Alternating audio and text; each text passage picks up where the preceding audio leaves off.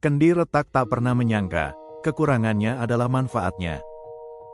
Di sebuah desa kecil yang damai dan dikelilingi sawah hijau, hiduplah seorang petani tua bernama Pak Wiryo. Setiap pagi sebelum matahari terbit, ia selalu berjalan menuju sungai untuk mengambil air. Dengan langkah pelan dan pundak yang mulai renta, Pak Wiryo memikul 2 kendi air menggunakan sebatang bambu tua. Satu kendi tampak mulus dan sempurna. Namun kendi yang satunya memiliki retakan kecil di sisinya. Retakan itu membuat air perlahan menetes sepanjang perjalanan pulang. Setiap langkah yang diambil Pak Wiryo, setiap tetes air dari kendi retak jatuh membasahi tanah di sepanjang jalan desa. Kendi sempurna berkata dengan bangga, "Aku selalu membawa air penuh tanpa kehilangan setetes pun."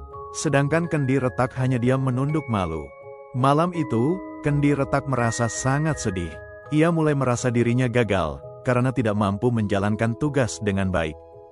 Dengan suara lirih kendi retak berkata, "Maafkan aku, Pak, aku merasa tidak berguna.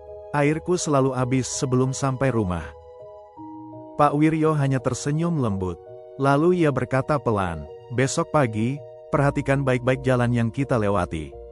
Keesokan harinya, Pak Wiryo kembali memikul kedua kendi seperti biasa. Namun kali ini, kendi retak mulai memperhatikan sekelilingnya.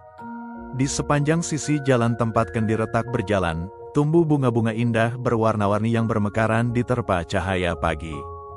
Dengan penuh rasa heran, kendi retak bertanya, "Pak, kenapa bunga-bunga ini tumbuh hanya di sisi yang kulewati?" Pak Wiryo tersenyum hangat lalu berkata, "Aku sudah lama tahu bahwa dirimu retak.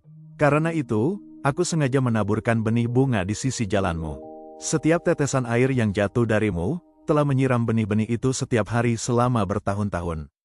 Dengan mata berkaca-kaca Pak Wiryo melanjutkan, "Bunga-bunga ini selalu kupetik untuk menghias rumah dan makam istriku yang sangat kusayangi." Kendi retak akhirnya menyadari, bahwa kekurangannya ternyata telah membawa kehidupan dan kebahagiaan bagi orang lain. Sejak hari itu, kendi retak tidak lagi merasa rendah diri. Ia tahu, setiap kekurangan bisa menjadi jalan hadirnya kebaikan. Karena terkadang, bagian diri yang retak justru memberi manfaat paling indah bagi dunia.